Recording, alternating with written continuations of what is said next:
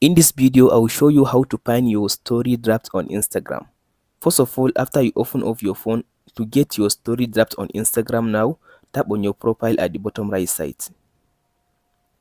After you open your profile like this, all you have to do now, tap on this little plus icon beside your profile. This plus icon, tap on it. After you tap on this plus icon, as you can see now it will take you to your story. As you can see here, it says add story. So all you have to do now in this section, here is where you can get your story draft. Here is it, as you can see now. Tap on this draft section. If you tap on this draft section, as you can see now here you can be able to see all your draft that you save on your Instagram. So all you have to do now, go ahead and choose the one that you want to continue editing your video with it. So let's say I want to continue with this one.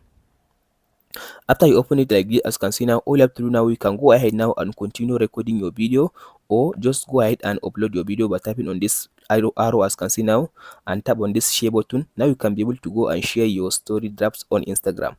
That's it guys on how to find your story draft on Instagram. Hope this video helps you guys. Don't forget to like and subscribe. Thank you for watching.